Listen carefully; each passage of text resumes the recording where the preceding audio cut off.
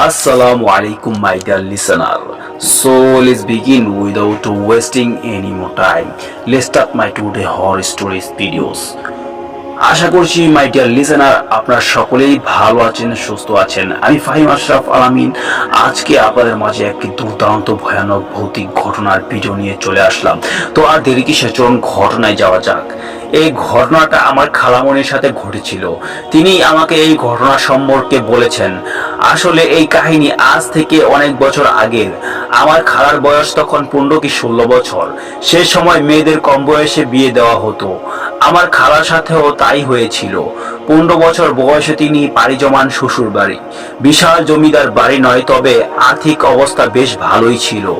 বাড়ি থেকে অনেকটা দূরে ছিল একটা কুয়ো, আর একটু সামনে এগিয়ে ছিল ক্ষেত। কুয়ো থেকে জল নিয়ে কৃষি ক্ষেতে ব্যবহার করা হতো। খালুও কৃষি কাজে ছিলেন, তবে তিনি অনেক গবাদি পশু পালন করতেন। বাড়ির পেছনের দিকে খামার বানিয়ে ফেলেছিলেন তিনি। আর খানিকটা দূরে একটি পুকুর ছিল, সেটা পশু পাখির গোসলের জন্য ব্যবহার করা হতো। তো একদিন খালু গরুকে খাওয়ানোর জন্য খামারে গিয়ে দেখলেন তার একটা গরু মরে পড়ে আছে। এই ব্যাপারে তিনি খুব চিন্তিত হয়ে পড়েন, কারণ এর মাত্র 2 দিন আগে তার আরেকটা গরু মারা গিয়েছিল।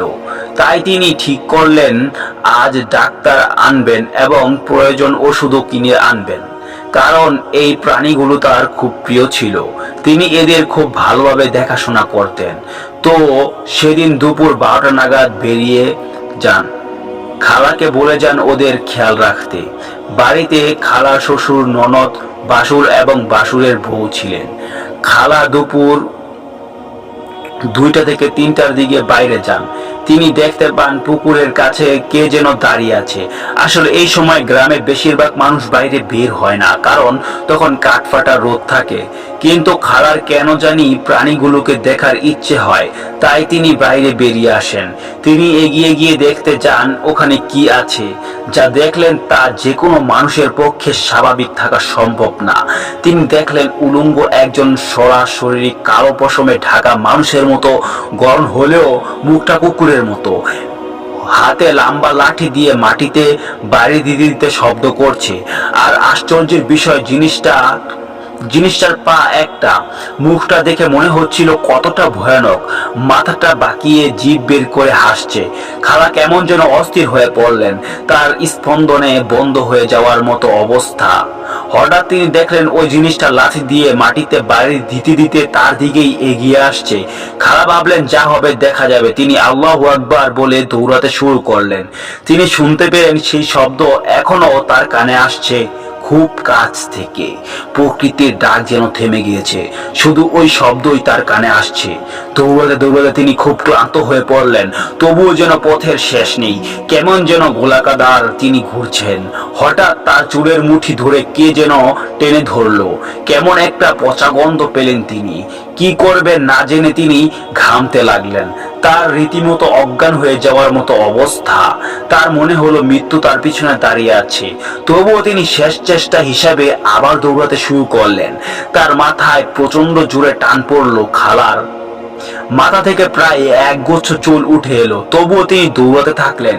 পিছনে তাকিয়ে দেখলেন ওই জিনিসটা আর নেই, কিন্তু ওই স্থানে তার রক্তমাখা চুল পড়ে আছে। তবুও তিনি থামলেন না। বাড়ি পৌঁছে তিনি থামলেন। ঘরের বাইরে উঠানে বসে থাকা ননদ খালাকে রীতিমতো ঘাবড়ে গেলে, কারণ খালার শরীরে ঘামে ভিজে গিয়েছে, তার মাথা থেকে রক্ত বের হচ্ছে। খালা তার ননদকে গায়ে পড়ে অজ্ঞান হয়ে পড়ে গেলেন। এরপর তাকে ঘরে এনে শুয়ে দেওয়া হলো। খালার জ্ঞান ফিরলে তিনি তার শাশুড়িকে সব খুলে বললেন। তখন খালামণির শাশুড়ি তাকে শান্ত করে বিছানায় শুয়ে দিয়ে বাইরে কাউকে দিয়ে হুজুর ডাকতে পাঠালেন। কিছুক্ষণ পর খালুও চলে এলেন। হুজুর এসে ওই জায়গাটা ভালোভাবে দেখে তাদের জানালেন এই জায়গায় কারো নজর পড়েছে, খুব ভয়ানক কারো। তিনি এই জায়গা বন্ধ করে চলে গেলেন এবং খালাকে একটা তাবিজ দিয়ে গেলেন। তাকে ওই স্থানে যেতে নিষেধ করলেন। তারপর বেশ কিছুদিন ভালোই ছিল, কিন্তু একদিন খালা হাঁটতে হাঁটতে ওই কুয়োর কাছে গেলেন। তার সাথে তার ননদও ছিল। তারা দুজনেই দেখলেন কুয়ার পাশে কেউ একজন দাঁড়িয়ে আছে। তারা হাঁটতে হাঁটতে কুয়ার একদম সামনে এগিয়ে দেখলেন ওইখানে আর কেউ নেই। কুয়ার ভিতরে তাকালে তারা দেখলেন ভিতরে একটা কুকুর মরে পড়ে আছে এবং কুকুর কুয়ার ভিতরে কোনো পানি অবশিষ্ট ছিল না। কুকুরটা দেখে তাদের মনে হচ্ছিল যেন প্রায় 10 থেকে 12 দিন আগে মারা গিয়েছে।